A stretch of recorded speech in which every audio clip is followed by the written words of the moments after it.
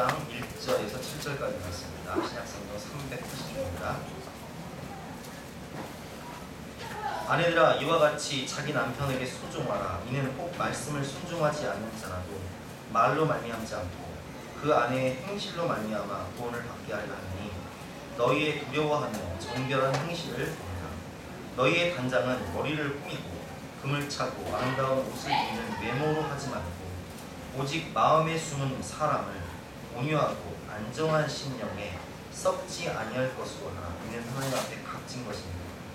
전에 하나님께 소망을 두었던 거룩한 부녀들도 이와 같이 자기 남편에게 순종하고 자기를 단장하였나니 사라가 아브라함을 주라 칭하여 순종한 것 같이 너희는 선을 행하고 아무 두려운 일에도 놀라지 아니하며 그의 딸이 되는 것입니다. 남편들아 이와 같이 지식을 따라 너희 아내와 동거하고 그를 더 연약한 그릇이고 또 생명의 은혜를 함께 이어받을 자로 알아 귀히 여기라. 이는 너희 기도가 막히지 아니하게 하려 합니다. 아멘. 부부는 영생의 동반자입니다. 라는 제목으로 본말씀 문제에서 함께 은혜를 나누도록 하겠습니다. 5월 22일이 부부의 날이죠. 5월달 가정의 날, 우리 하나가 된다라고 해서 5월 21일을 부부의 날로 제정을 해서 나라에서 지키고 있습니다. 요즘 부부 생활에 어려움을 겪는 분들이 너무 많아서 우리 교회도 부부주의를 지키고 있는데요. 이 설교를 준비하면서 먼저 남편을 보내신 어르신들도 많이 계시고 또 아직 결혼 안 하신 이혼자들도 계신데 양해를 부탁드립니다. 가정을 살리기 위해서 부부주의를 지키고 있습니다요. 양해 부탁드리고요. 부부주의 설교의 내용은 대부분 그런 내용이죠. 남자는 아내를 사랑해주고 아내는 남편을 존경해 주어라. 그런 말씀을 주로 많이 전하시는데 근데 다들 그렇게 말씀하세요. 다 아는데요. 왜 내가 먼저 그래야 돼? 남편은 말합니다. 당신이 나를 존경해봐. 내가 무한 사랑을 해줄게. 아내는 말합니다. 당신이 나를 사랑만 해줘봐. 내가 하늘처럼 높여줄게. 이렇게 얘기하면서 결론은 뭐냐? 왜 내가 먼저 해야 되는데? 나는 그렇게 못해. 내가 죽으면 죽였지 그래서 걔는 못해. 이렇게 말씀을 하신다는 거예요. 그래서 제가 애매한 것을 정해드리는데 오늘 하나님께서는 우리에게 뭐라고 말씀하시냐? 1절 말씀 같이 한번 읽어보겠습니다. 하나님은 우리에게 어떻게 정해주시는지 자 1절 같이 한번 읽어보겠습니다. 시작. 아내들아 이와 같이 자기 남편에게 순종하라. 이는 혹 말씀을 순종하지 않는 자라도 말로 말미암지 않고 그 안에 행실로 말미암아 구원을 받게 하려 합니다. 아멘. 누구에게 먼저 말씀하시죠? 아내들아 아내들아 이와 같이 자기 남편에게 순종하라. 그리고 오늘 말씀 본문을 보면요 1절부터 6절까지는 아내들에게 주시는 말씀이고 7절만 남편에게 주시는 말씀입니다. 아마 하나님께서도 아내들에게 하실 말씀이 많으신가 봐요. 자, 누가 먼저 하라고요? 아내들아. 큰일 났습니다. 그래서 제가 생각해봤어요. 왜 아내에게 먼저 순종하라고 하셨습니까? 제가 제자훈련 끝나고 혹은 성경 공부 끝나고 대신만 끝나고 우리 성도님들이 좋은 식당에 가서 식사 대접을 한다고 저를 이렇게 함께 식당에 가면요 하여튼 좋은 식당이나 식당은 다 여성 동포를 그냥 막 질치고 계세요. 거기에 가끔씩 보이는 남자분들은 보나마나 목사님 아니면 전사님. 여러분 남편들은 밖에서 열심히 가족들을 위해서 돈을 벌어옵니다. 그런데 돈주머니 누가 차고 있어요? 아내들이 차고 있어요. 그래서 하나님께서 아내들에게 먼저 순종하라고 말씀하시지 않았나 생각을 했는데 그건 이제 착각이었고 사실 하나님께서 아내들에게 먼저 남편에게 순종하라 이렇게 말씀하신 것은 저를 따라해 주시기 바랍니다. 아내는 가정의 선교사입니다. 아내가 가정의 선교사이기 때문에 아내들에게 먼저 남편에게 순종하라 이렇게 말씀을 하고 계십니다. 오늘 1절과 2절 말씀 보면 아내들아 이와 같이 자기 남편에게 순종하라.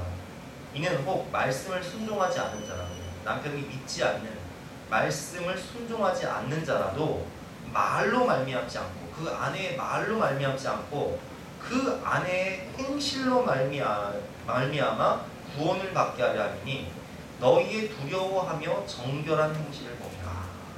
초대교회 성도들도 지금과 마찬가지로 대부분의 성도들은 남자가 아니라 여자가 대부분의 성도들을 차지하고 있었어요. 그래서 남편들은 대부분 거의 우상을 숭배하며 고린도 교회 같이 음란의 죄와 또 물질 우상을 섬기며 타락한 생활을 하고 있었는데, 그런 상황 가운데 예수 그리스도를 구주로 영접한 여인들은 오늘 말씀처럼 거룩하고 정결한 행실로 말미암아 그 사회를 개혁해 나가고 있었던 거예요.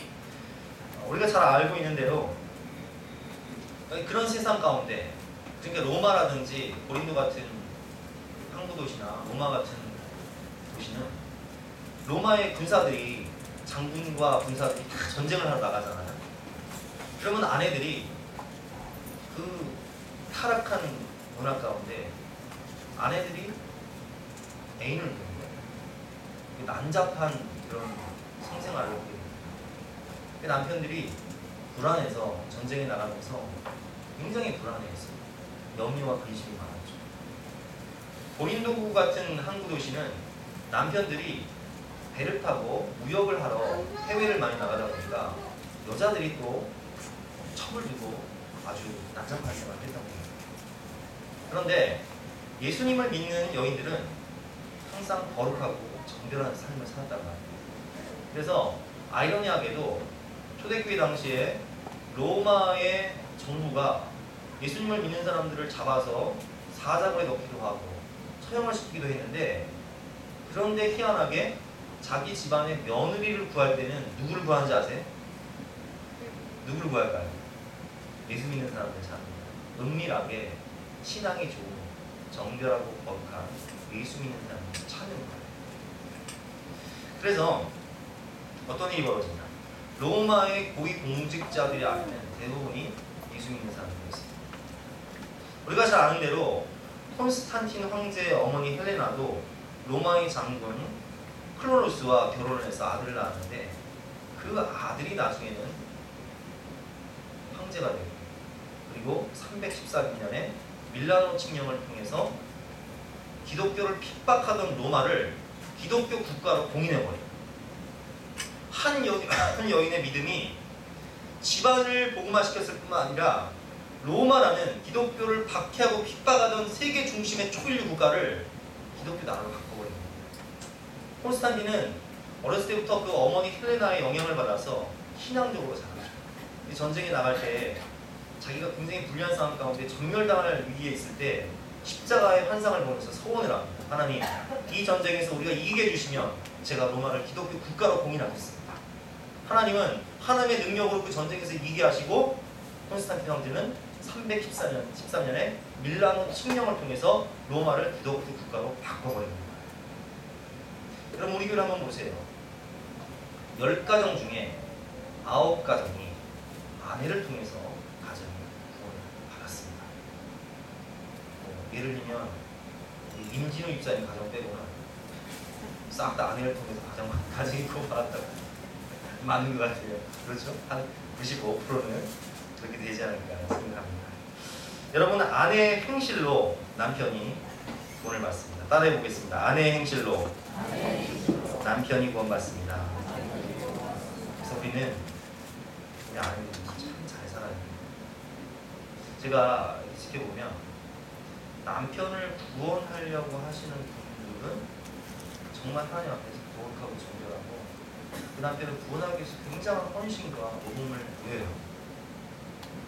그런데 남편을 아직 구원하지 못한 이 분들이 다 그런 건 아니지만, 또 어떤 분들은 남편에게 너무 심한 혈기를 부리고 또 마음에 상처를 주고 화해를 하지 않는 분들도 또 계세요. 그래서 우리가 오늘 이 말씀, 아내들아 이와 같이 자기 남편에게 순종하라. 이는 혹 말씀을 순종하지 않는 자라도 말로 말미암지 않고 그 안에 행실로 말미암아 구원을 받게 하려니 너희의 두려워하며 정결한 행실을 보이라. 이 말씀. 우리가 하나님을 두려워하고 정결한 모습으로 나의 행실과 삶을 통해서 남편을 섬길 때, 순종할 때 우리 남편이 구원받게 되는 그런 은혜와 역사가 일어나기를 주님의 이름으로 축원합니다. 또 3절과 4절 말씀을 보면 아내가 남편을 위해 꾸며야 할 것이 있습니다. 3절과 4절 말씀 같이 한번 읽어보겠습니다. 시작. 너희의 단장은 머리를 뿌리고 금을 차고 아름다운 옷을 입는 외모로 하지 말고 오직 마음에 숨은 사람을 온유하고 안정한 심령에 썩지 아니할 것으로 하나 이는 하나님 앞에 값지는 것이니라. 아멘. 3절 말씀에 보면 너희의 단장은 머리를 꾸미고 금을 차고 아름다운 옷을 입는 외모로 하지 말아라 라고 되어 있지만 그러나 사실 외모도 필요합니다.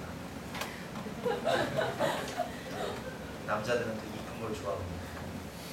그런데 문제가 뭐냐, 결혼 전에는 나를 위해서 화장을 했어요. 누가? 아내가. 나를 위해서 막 봄이 되면 아주 분홍 치마를 입고 꽃단장을 하고 머리를 막 볶아가지고 막 화려하게 하고 머리띠를 꽂고 향수를 뿌리고 난리를 치다가 왜 결혼만 하면 전혀 다른 사람이 될까요? 왜 아내들이 밖에 나갈 때는 1시간씩 거울 앞에서 화장을 해요? 근데 남편 앞에서는 화장을 안 해요. 몽달 귀신처럼 그냥 깜짝깜짝 놀래. 자다가 깜짝깜짝 누구야? 전혀 다른 사람 앉아있는. 여러분, 아내들이요, 도대체 당신들의 화장은 누구를 위한 화장이란 말입니까? 남편을 위한 화장을 하세요. 남편을 위한 화장. 남편들은 아내가 나를 위해 화장을 하기 원하는 거예요. 뭐 결혼식장 갈 때, 교회 갈 때는 막 나랑 갈 때는 그냥 우주도 안 봐도 그냥 농가리 춤처럼 따라 나오고 좋겠습니까? 남편을 위해 단장을 하시기 바랍니다. 그러나 얼굴만 예쁘다고 여자냐, 마음이 고와야 여자지 라는 말씀처럼 사실 이 외모보다 더 중요한 것은 아내의 유연성입니다. 그래서 오늘 4절 말씀을 보면 너희의 단장은 머리를 꾸미고 금을 차고 아름다운 옷을 입는 외모로 하지 말고 오직 마음에 숨은 사람을 온유하고 안정한 심령에 썩지 아니할 것으로 하라. 이는 하나님 앞에서 값지는 것입니다. 여자는 온유해야 합니다. 자, 따라해 보실까요? 여자는 부드러워야 합니다. 이게 여자예요. 여자는 부드러워야 합니다. 왜 이상하게 결혼하고 세월이 지날수록 여자들이 장군처럼 용사가 되는지 저는 참 이해를 할 수가 없습니다. 물론 애들 키우느라고 또 말 안 듣는 애들 키우다 보면 박력 있어지고 소리가 높아지고 목소리가 장군처럼 되는 것은 이해하는데 왜 그걸 남편한테 적용을 해서 남편 앞에서 장군이 되냔 말이에요. 그래서 여러분, 남편은요 특별히 자존심 때문에 시체입니다. 남편을 왕처럼 대하면 남편도 여러분들을 왕비처럼 대하지만 남편을 거지처럼 대하면 남편도 여러분들을 거지처럼 대해야 된다는 겁니다. 칭찬은 고래도 춤추게 합니다 라는 말이 있듯이 남편을 세워주고 격려하고 칭찬하는 말을 하시기를 바랍니다. 이 시대의 남편들이 가장 듣기 좋아하는 말을 조사해봤습니다. 이런 말이라고 합니다. 적을 분들은 적으시고 못 적는 분들은 동영상을 통해서 다시 보시기 바랍니다. 제가 알려드릴게요. 난 당신만 믿어. 당신은 못하는 게 없잖아. 내가 시집 하나는 잘 알지. 당신 덕에 내가 얼마나 행복한지 당신은 모를 거예요.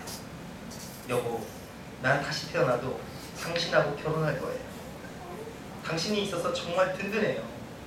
난 당신밖에 없어요. 여보, 난 이 세상에서 제일 행복한 여자인가 봐요. 당신은 아무거나 입어도 어쩜 그렇게 잘 어울려요. 내가 살아본 있다니까. 이걸 이제 여자들이 배워야 되는데, 근데 실제 상황에서는 주로 이런 말들을 합니다. 거봐, 내가 그럴 줄 알았어. 당신이 제대로 하는 일이 뭐가 있어?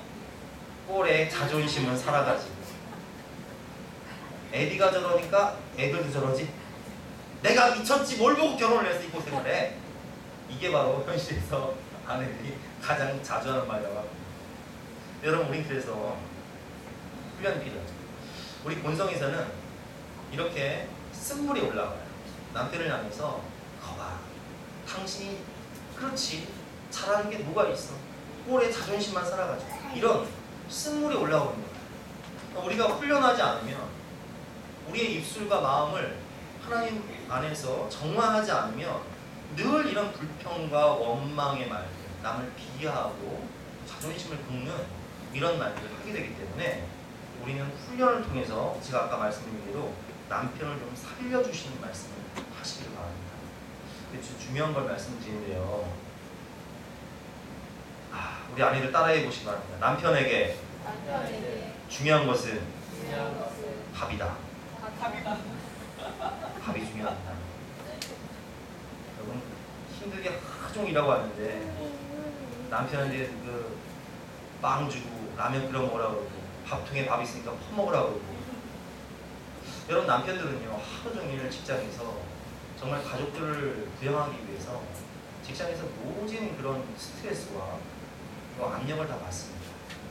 근데 그때 하루 종일 아무리 힘든 일이 있어도 이렇게 축 처진 어깨를 이렇게 가지고 집에 딱 왔을 때 아내가 남편을 위해서 정성스럽게 차려놓은 밥상을 보면요 힘이 탁 나죠. 그래, 내가 이 맛에 일하지, 내가 이 맛에 살지, 뭐 진수성찬은 아닐지라도 정성스러운 찌개, 아내의 밝은 미소, 거기에 우리 남편들은 기가 사는 거예요. 물론 뭐 제가 밥을 좋아하기 때문에 이런 말씀을 드리지만, 근데 제가 보니까 저만 좋아하는 게 아니라 우리 남편들은요 대부분 아내가 차려준 정성스러운 밥상을 원하신다는 거예요. 그렇죠, 남성 동포 여러분? 아멘? 소리가 이렇게 작으시면 이거 밥 얻어 먹겠습니까 우리가? 네, 밥이 중요합니다. 가끔씩 아내들이 막 곰국 끓여놓고 며칠씩 밖으로 놔두는데, 그럼 곰국도 한두 끼지 이틀 이상 먹으면 물려서 못 먹습니다. 그날 준비한 정성스러운 밥상으로 남편의 마음을 풀어줄 때 가정의 행복은 오게 되는 것입니다. 현대판 평강공주라는 글이 있어서 한번 읽어드립니다. 부부 교사인 두 사람은 연애 시절부터 깊은 애정이 있었습니다.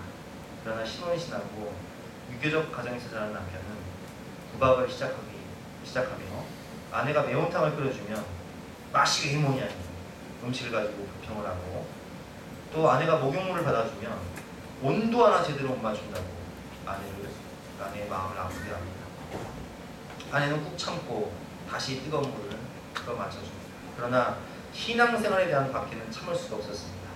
건설업을 하는 시아주머니 이야기를 하며 교회 장로가 돈을 떼어먹었다 이렇게 말하며 남편은 교회 다니는 사람, 예수 믿는 사람들을 굉장히 싫어했고, 모처럼 남편이 늦게 들어온다는 소식을 듣고 구역예배에 참석을 했는데, 구역예배에 참석을 하고 들어와 보니까 남편이 언제부터 주중에 교회를 다니냐고 성경을 빡빡 찍는 거예요. 절대 교회 나가지 말라고 핍박을 하기 시작합니다. 아내는 마음이 너무 아팠지만 꼭 참고 남편의 전도를 위해서 기도하기 시작합니다.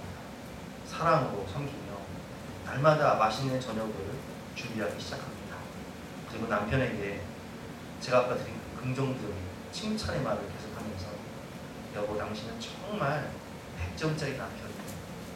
내가 당신을 만나서 얼마나 행복한지 모르겠어요. 이런 말들을 하니까 남편이 그런 말들을 들으며 빙그레 웃기 시작하더니 교회 나가는 것을 허락하기 시작합니다.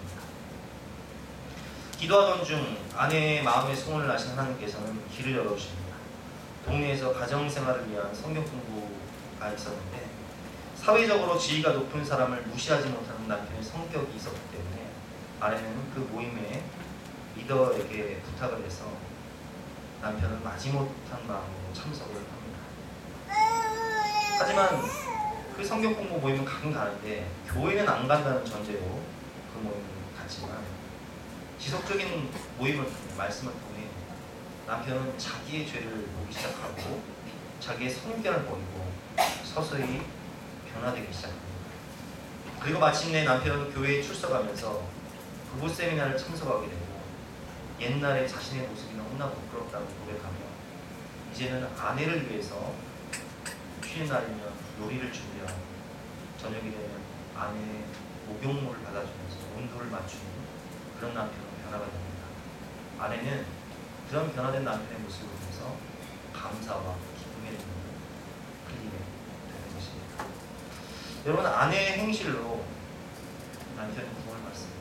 아니, 아내의 행실로 가정이 구원을 받습니다.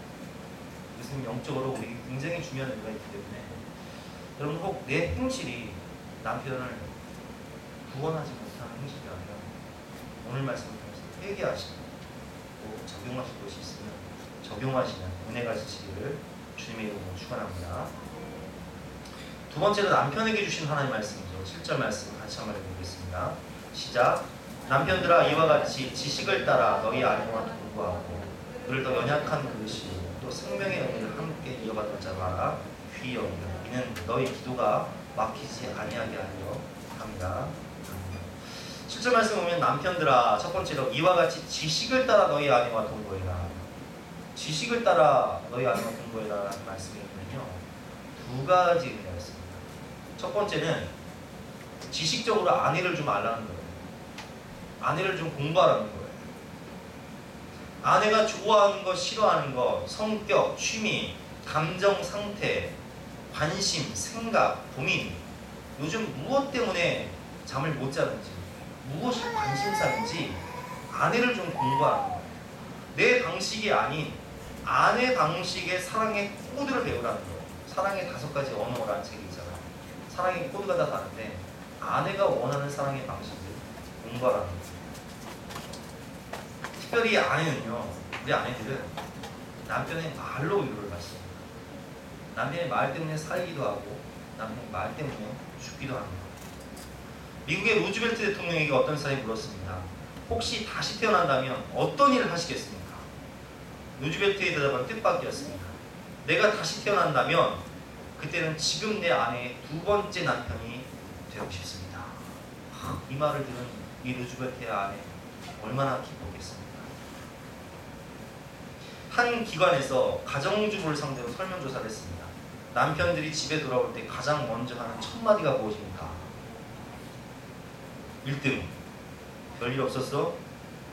2위, 애들은 뭐해? 3등, 배고파 밥 줘. 이게 다예요. 별일 없었어? 애들은 뭐해? 에이, 배고프다, 밥 먹자. 이게 다예요. 반대로 남편이 집에 들어올 때 어떤 귀가 인사를 해주는 것을 원하느냐라는 질문을 했습니다. 1위가 뭔지 아세요? 이 말이에요. 여러분, 별말도 아니에요. 남자를 다 들으세요. 여보 잘 있었어? 힘들었지?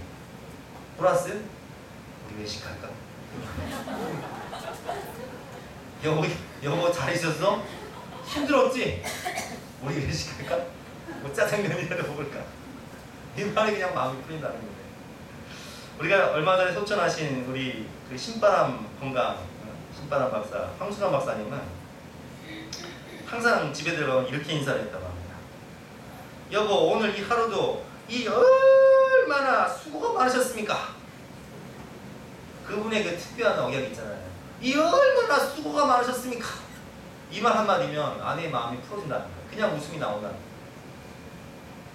우리 남편들도 이런 말들을 좀 배워야 돼요. 아내가 듣고 싶어하는 말 12가지 말들이 있는데요. 이것도 제가 읽어드릴 테니까 잘 배우셔서 연습하시기 바랍니다. 당신 오늘 예쁜데? 오늘 음식 정말 맛있어. 어디서 이런 걸 다 배웠어? 기가 막히네. 오늘 외식할까? 당신 없으면 난 아무것도 못했을 거야. 여보 힘들었지? 내가 장가는 잘 들었지? 당신 먹고 싶은 거 없어? 다 당신 덕분이야. 난 참 복이 많은 남자인가 봐. 고마워. 여보 사랑해. 이런 말들을 사무실 책상 앞에 붙여놓고 좀 연습을 하세요. 그리고 집에 들어가서 아내를 꼭 안아주면서 이런 말들 하세요. 여보 우리 오늘 외식할까? 당신을 만나서 정말 행복해. 여보 애를 잘 키워줘서 정말 고마워. 두 번째로 지식을 따라 동거하라는 말씀의 의미는요, 하나님의 말씀을 지식을 따라 하나님의 말씀을 따라 아내와 함께 동거하라. 하나님의 말씀을 잘 배우고 적용하면서 가정을 다스리는 거예요. 여러분, 제가 목회를 하면서 우리가 아버지 영성훈련이나 아버지 목장, 또 아버지 큐티 모임, 남성 리더 모임을 하는 이유는 이 시대는요, 죄가 왕이 된 시대예요. 가정은 죄가 들어가면 지옥이 됩니다. 온갖 외도와 폭력과 도박과 술, 중독, 이런 것들로부터 우리가 자유하기 위해서는 하나님 말씀을 우리가 배우고 하나님 말씀을 적용하지 않으면 우리 가장들은 언제나 이 죄에 무너질 수밖에 없어요. 그래서 남성들이, 아빠들이, 남편들이 하나님 말씀으로 지식을 따라서 하나님 말씀을 따라서 가정을 세울 때에 그 가정은 거룩해지고 행복해지고 가정은 천국이 되어지는 것입니다. 그래서 우리 남자들은 더욱더 하나님의 말씀을 잘 배우고 말씀을 따라서 가정을 영적인 제사장으로 이끌어가야 가정이 행복해진다는 그런 말씀입니다. 말씀을 따라 성령의 인도하심을 따라 거룩하게 가정을 이끌어내는 것입니다. 그리고 남편들에게 두 번째로 이렇게 말씀하십니다. 그를 더 연약한 그릇이요 또 생명의 은혜를 함께 이어갈 줄 알아 귀여워라. 연약한 그릇이라는 거예요. 여자들은, 여러분, 우리 아내들은요 굉장히 정서적으로 연약합니다. 남편이요 말 한마디 한 것 때문에 굉장히 상처를 받고 와요. 어떤 경우는 밤을 꾹박 새가지고 오신 분들이 계세요. 제가 영성을 하다 보면 교수님 무슨 근심이 있으세요? 어제 우리 남편이 내 가슴에 못을 박는 말을 했다는 거예요. 잠을 못 자고 왔다는 거예요. 정서적으로 약해요. 그리고 아내들은 육체적으로도 약합니다. 쉽게 힘들어하고 쉽게 피곤해하고 쉽게 지쳐버려요.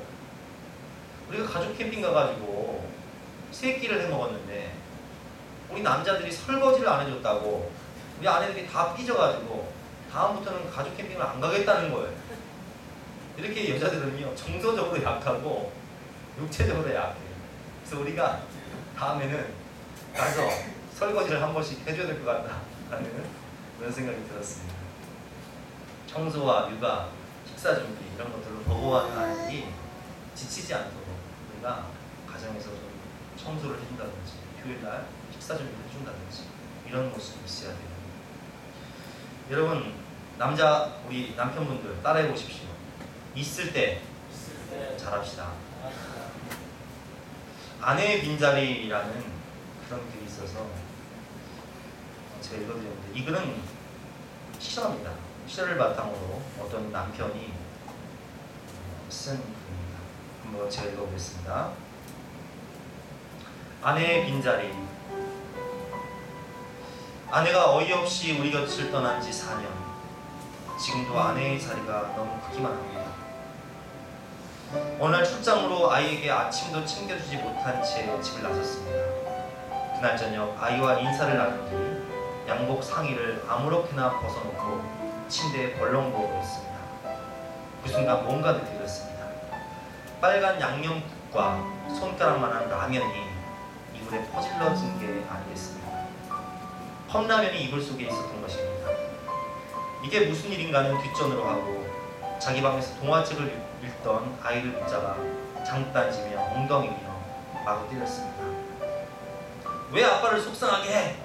하며 때리는 것을 멈추지 않고 있을 때 아들 녀석의 울음 섞인 몇 마디가 손을 멈추게 했습니다. 아빠가 가스레인지 물을 함부로 켜서는 안 된다는 말에 보일러 온도를 높여서 데워진 물을 컵라면에 부어서 하나는 자기가 먹고 하나는 아빠 드리려고 식을까봐 이불 속에 넣어둔 것이라 가슴이 메어왔습니다. 아들 앞에서 눈물 보이기가 싫어 화장실에 가서 수돗물을 틀어놓고 엉엉 울었습니다. 1년 전에 그 일이 있고 난 후 저는 나름대로 엄마의 빈자리를 채우려고 많이 노력했습니다. 아이는 이제 7살. 내년이면 학교 갈 나이죠. 얼마 전 아이에게 또 매를 들었습니다. 일하고 있는데 회사로 유치원에서 전화가 왔습니다. 아이가 유치원에 나오지 않았다. 너무 다급해진 마음에 회사에 조퇴를 하고 집으로 왔습니다. 그리고 아이를 찾았죠. 동네를 이 잡듯 뒤지면서 아이의 이름을 불렀습니다. 그런데 그놈이 혼자 놀이터에서 놀고 있다고 집으로 데려와 화가 나서 마구 때렸습니다. 하지만 단 한 차례 변명도 하지 않고 잘못했다고만 빌더군요. 나중에 안 사실이었지만 그날 부모님을 불러놓고 재롱잔치를 한 날이라고 했습니다. 그 일이 있고 며칠 후 아이는 유치원에서 글자를 배웠다며 하루 종일 자기 방에서 꼼짝도 하지 않은 채 글을 써대고 있었습니다. 그리고 1년이 지나고 아이는 학교에 진학을 했죠. 그런데 또 한 차례 사고를 쳤습니다. 그날은 크리스마스 날, 일 마치고 퇴근을 하려고 하는데 한 통의 전화가 걸려왔습니다. 우리 동네 우체국 출장소였는데 우리 아이가 주소도 쓰지 않고 우표도 붙이지 않은 채 편지 300여 통을 넣는 바람에 연말 우체국 업무에 지장을 끼친다고 전화했습니다. 아이가 또 일을 저질렀다는 생각에 불러서 또 매를 들었습니다. 아이는 그렇게 많은데도 한마디 변명도 하지 않은 채 잘못했다는 말만 하더군요. 그리고 우측에 가서 편지를 받아온 후 아이를 불러놓고 왜 이런 짓을 했냐고 하니 아이는 울먹이며 엄마한테 쓴 편지라고. 순간 울컥이며 나의 눈시울이 뜨거워졌습니다. 아이에게 다시 물어보았습니다. 그럼 왜 한꺼번에 이렇게 많은 편지를 보내니? 그러자 아이는 그동안 우체통에 키가 닿지 않아 써오기만 했는데 오늘 가보니까 손이 닿아서 다시 돌아가 다 들고 갔다고. 아이에게 무슨 말을 해야 할지 몰랐습니다. 아이에게 엄마는 하늘나라에 있다고 다음부터는 접어서 태워버리면 엄마가 볼 수 있다고 말해주었습니다. 그리고 밖으로 편지를 들고 나가서 불을 켰습니다. 그러다가 문득 무슨 내용인가 궁금해 하나의 편지를 들었습니다. 보고 싶은 엄마에게 엄마, 지난주에 우리 유치원에 재롱잔치를 했어. 근데 난 엄마가 없어서 가지 않았어. 아빠한테 말하면 엄마 생각날까봐 가지 않았어. 아빠가 날 막 찾는 소리에 그냥 혼자서 재미있게 노는 척했어. 그래서 아빠가 날 마구 때렸는데 얘기하면 아빠가 울까봐 절대로 얘기 안 했어. 나 매일 아빠가 엄마 생각하면서 우는 거 봤어.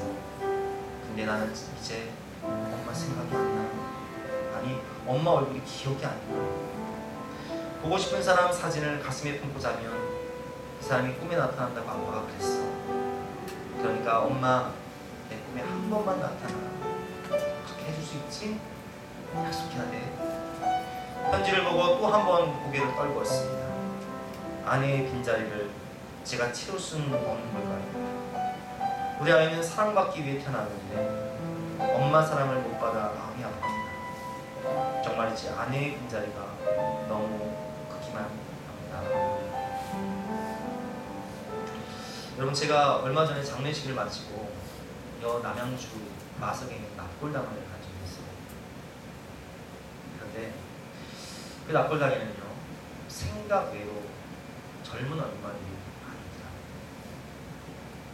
그 유골을 안치는 그 유리상자 앞에는 엄마 사랑해, 어머니가 천국에서 잘 쉬어 이런 글들이 이렇게 쓰여져 있어요.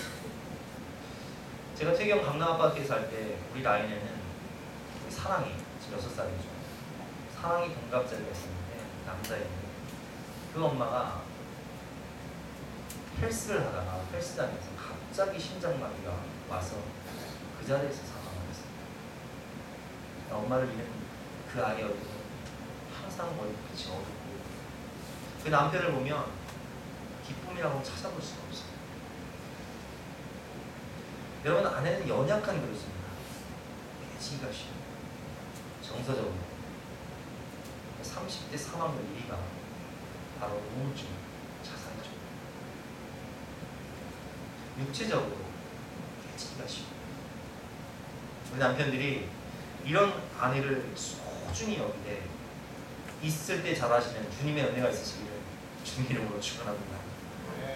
저도 얼마 전에 우리 사모가 월요일날도 성경 공부를 하고 화요일날도 성경 공부가 있고 수요일날도 수요예배 성경 공부가 있고 식사 준비를 할 준비를 하고 목요일은 목장 모임이, 금요일날 목장 모임이 있을 때도 쉬는 날이 없어요. 저보다 더 바빠요. 제가 좀 쉬라고 하는데 쉴 시간이 없더라고요. 저녁에는 또 아이들 오후에 오니까 공부시키고 밥 먹이고. 내가 그러다가 이 사모가 천국 가면은 내가 호라비가 돼가지고 이렇게 앞이 캄캄하겠다 싶어가지고 내가 차를 몰고 두물머리로 가서 언니가 둘이 벤치 앉아서 이렇게 얘기를 했어요. 연주야, 나에게 있어서 교회가 소중하냐, 네가 소중하냐? 내가 교회가 더 소중한 거 아니냐, 네가 소중한 거 아니냐? 나는 네가 더 소중하다. 내가 생각해도 참 내가 지혜가 있었어요. 내 솔직히 뭐 예수사람께 은퇴하면 누가 더 생각해 줍니까? 결국 남는 것은 아내밖에 없고 순간 아내가 눈으로 주룩 흘리더라고요. 제가 그랬죠. 너무 무리하지 마라. 나보다 10년은 더 살아야 되는데 너무 무리하지 마라. 여러분 생각해 보세요.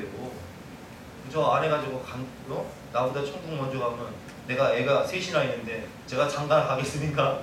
있을 때 잘해야지. 여러분도 마찬가지예요. 여러분 있을 때 잘하세요. 아내에게 참 그 마음을 누려줄 수 있는 마음. 그리고 집에 가서도 힘들면 살림이든 청소든 설거지든 할 수 있는 대로 도와주세요. 오늘 주님 우리에게 말씀하십니다. 아내는 연약한 그릇이다. 깨지기 쉬우니 소중히 다루라. 존귀히 다루라. 이런 은혜가 있으신 주님의 이름으로 축원합니다. 여성 동포들 마음을 생각합니다. 근데 오늘 말씀 보면 왜 부부관계가 기도와 연결되는지 한번 생각해 볼게요. 오늘 7절 말씀을 보면 하나님께서 우리에게 말씀하시죠. 남편들은 이와 같이 지식을 따라 너희 아내와 동거하고 그를 더 연약한 그릇이고 또 생명의 은혜를 함께 이어받을 자로 알아 귀히 여기라. 이는 너희 기도가 막히지 아니하게 하느니라. 우리가 아내와의 관계가 막히면요 하나님과의 관계가 막혀버립니다. 그래서 우리 어떤 집사님은요 일주일 동안 치열하게 또 싸움할 때가 있잖아요. 부부싸움 할 때가 있어요. 근데 그때 아내가 마음 상하면 이런 말을 한대요. 나 교회 안 가. 그러면 이 집사님은 아내를 향해서 이렇게 얘기하는데 내가 미안해. 내가 잘못했어. 우리 내일 교회 꼭 가자. 이렇게 꼭 사과를 한다는 거예요. 그러면 아내의 마음이 풀어져서 교회 온다는 거예요. 여러분 우리가 부부관계에 막혀버리면요 하나님과의 관계도 막혀버립니다. 부부관계에서 대화가 없고 평화가 없는데 어떻게 하나님과의 관계 속에서 기도 응답이 이루어지고 하나님의 음성을 들을 수 있겠습니까? 하나님께서 우리에게 말씀하십니다. 땅에서 묶이면 하늘에서도 묶일 것이요 땅에서 풀리면 하늘에서도 풀릴 것입니다. 그래서 우리가 먼저 예물을 마태복음 5장 말씀을 보면요 그러므로 예물을 제단에 드리려다가 거기서 내 형제들에게 원망 들을 만한 일이 있는 것이 생각나거든. 예물을 제단 앞에 두고 먼저 가서 형제와 화목하고 그에 와서 예배드리라. 예배도 마찬가지예요. 부부싸움하고 와서 예배드리면 그게 은혜가 되던가요? 은혜 아니에요. 제가 설교 준비를 하는 목사 입장에서요 저는 싸움을 하고 설교 준비를 할 수가 없어요. 하나님의 말씀을 안 주세요. 그래서 예전에는 제가 부부싸움을 하면 제가 항상 사과를 했어요. 미안해. 잘못했다. 근데 제가 부부싸움을 하면 설교 준비가 안 된다는 걸 우리 아내가 알게 된 이후부터는요. 우리 아내가 주말을 앞두고는요. 저에게 신경에 거슬릴 만한 말을 하거나 시비가 되는 말을 하지 않아요. 꼭 해달지라도 여보 내가 미안해 잘못했어요. 먼저 사과해요. 왜? 자기가 사과 안 하면 제가 주일날 죽을 거 알고 이게 영적인 문제예요. 영적인 문제. 하나님께서 우리에게 이 말씀을 주시는 것은 아내와의 관계가 막혀버리면 하나님과의 관계, 기도도 응답이 없다. 기도가 막히지 않게 하기 위해서 아내를 소중하게 여기라. 네가 아내를 용서하고 사랑하고 품어주고 와서 기도하면 내가 기도에 어떻게 하실 것이다? 응답하실 것이다. 축복하실 것이다. 이걸 말씀하고 계십니다. 마지막으로 오늘 제목이죠. 같이 한번 읽어보겠습니다. 시작. 부부는 영생의 동반자입니다. 오늘 7절 말씀에 주님께서 이렇게 말씀하고 계세요. 남편들아 이와 같이 지식을 따라 너희 아내와 동거하고 그릇더 연약한 그릇이요 또 생명의 은혜를 함께 이어받을 줄 알아 귀히 여겨라.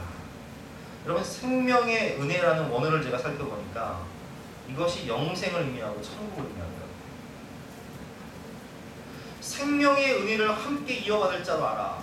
영생을 함께 이어받고 천국을 함께 이어받을 자로 알아. 귀히 여겨라. 여러분, 우리 부부는요 함께 고난의 길도 가고 함께 인생의 슬픔의 길도 갑니다. 함께 기쁨과 영광의 길을 가기도 하고 함께 자녀를 키우고 함께 믿음의 가정을 세우며 함께 가정 천국을 만들어 나가다가 결국 하나님 앞에 갔을 때 함께 하나님 앞에서 상을 받는 거예요. 천국을, 영생을 유업으로 받게 되는 거예요. 그동안 너희 자녀들을 믿음으로 키우느라고 애썼다. 수고 많았다. 너희 부부가 하나님 나라 확장을 위해서 영혼권을 위해서 얼마나 했었는지 내가 안다. 자, 이제 천국의 영생과 하늘의 아름다운 집을 너희 부부에게 주노라 말씀하시며 부부에게 같이 주시라. 여러분, 부부는 내 인생의 동반자일 뿐 아니라 내 영생의 동반자입니다. 그렇기 때문에 우리는 서로를 존중히 여기고 아내는 남편에게 소중하고 남편은 아내를 사랑하고 천국 가는 그날까지 손붙잡고 가정 천국을 만들며 살아요.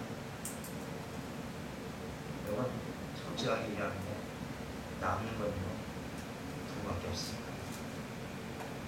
너무 자식 의지하지 마세요.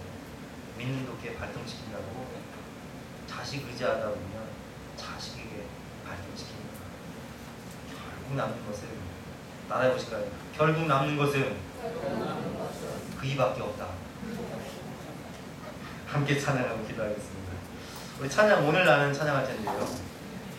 가사를 깊이 생각하면서 찬양하겠습니다.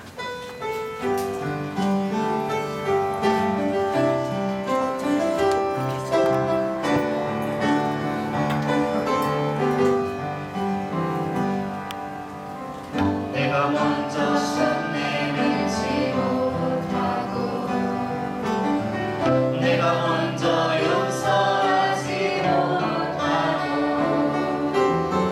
내가 먼저 웃음 지지 못하고 이렇게 머뭇거리고 있네. 그가 먼저 손 내밀기 원했고 그가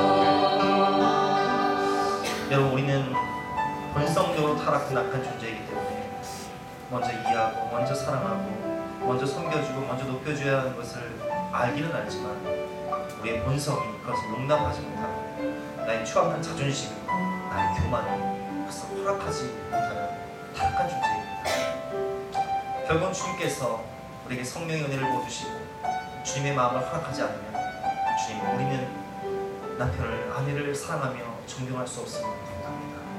성령 하나님, 우리 가정에 오셔서 우리 가정의 주인이 되어주시고 내 마음을 만져주시고 이렇게 머뭇거리고 서 있는 내 마음 가운데 성령의 은혜를 부어주시는 것, 먼저 용서하고 먼저 사랑하고 눈물로 기도하며 우리 남편과 또 아내를 구원할 수 있는 가정의 선교사가 될 수 있도록 주여 은혜를 베풀어 주시옵소서. 주여 삼창 기도하시겠습니다. 주여! 주여! 주여!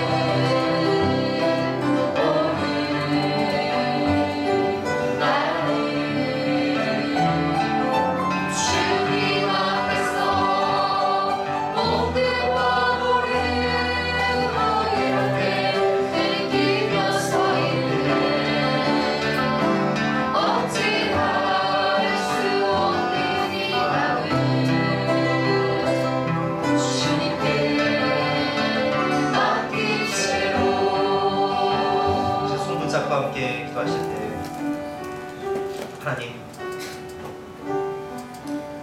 어찌 보면 우리 가족이, 우리 남편이 구원받지 못한 것은 바로 나의 자존심, 버리지 못한 교만한 마음, 나의 추악한 마음 때문인 것을 이 시간 회개합니다. 어찌 보면 내 아내가 그렇게 힘든 것은 내가 아내를 사랑하는 따뜻한 말함만이다.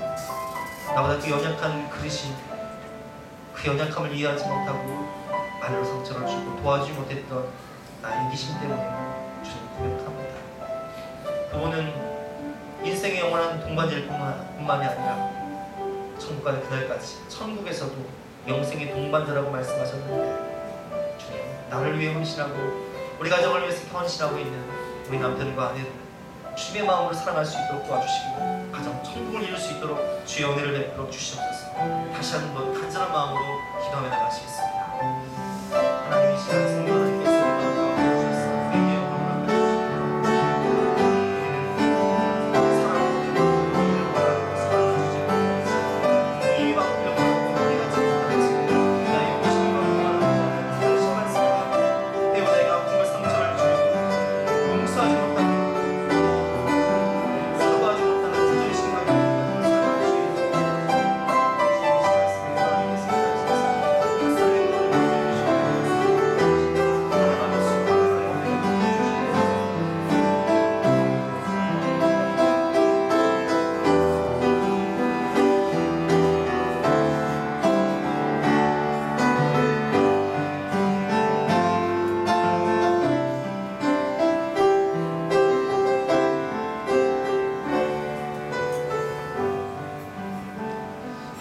하나님께서는 우리를 이 땅 가운데 보내실 때 우리를 위한 아름다운 계획을 가지고 계셨고, 또한 나보다 나를 더 잘하시기에 지금의 배우자를 우리에게 허락하셨습니다. 우리가 우연히 만난 것이 아니라 하나님의 계획과 섭리 가운데 하나님의 이끄심을 통하여서 부부가 되었고, 또 하나님 은혜 가운데 자녀들을 주심으로 믿음의 가정을 볼 수 있도록 허락하셨습니다. 하나님, 진정 부부는 영원한 동반자, 영생의 동반자임을 깨닫고 주신 사명 손붙잡고 서로 사랑하며 섬기며 기도하며 축복하며 승리의 길을 걸어갈 수 있도록, 평강의 길을 걸어갈 수 있도록 하나님 우리를 도와주시고 성령 하나님 우리를 붙잡아 주시고 우리 가정이 천국이 될 수 있도록 아버지 역사하여 주시옵소서. 오늘 지키고 상한 마음을 위로하며 축복하며 격려하며 만져주기를 원합니다. 주님, 우리 가정 가운데 있었던 모든 아픔과 상처를 십자가의 볼로 덮어주시고 이제는 말씀과 생명 안에서 서로가 하나가 되어서 정말 주님 안에서 참된 천국을 경험할 수 있는 모든 경험을 할 수 있도록 은혜를 베풀어 주시옵소서. 감사드리며 거룩하신 예수 이름으로 기도드렸사옵나이다. 아멘. 다 같이 일어나서 찬송가 559장 결단 찬송을 하겠습니다.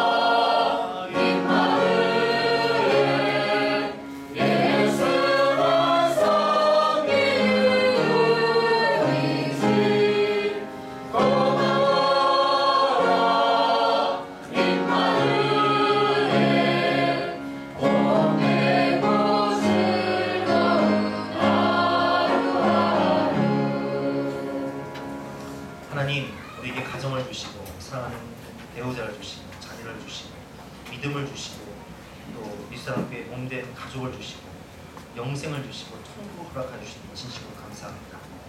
모든 것이 주께로부터 오고 주로 말미암고 주께로 도하는 것이 주신 것에 가장 귀한 것을 하나님께 바치는 손길들이 있습니다. 어려운 형편에 바치는 손길들이 있고 주신 축복에 감사하여 바치는 그런 영혼들이 있습니다. 하나님 그 심은 대로 거두게 하시고 100배의 축복을 더하여 주시옵소서. 드리고 싶지만 드릴 수 없는 형편이라 드리지 못하는 가정에는 또한 필요한 믿음과 물질도 허락하여 주시옵소서. 거룩하신 예수님의 이름으로 기도드렸사옵나이다. 축복성하고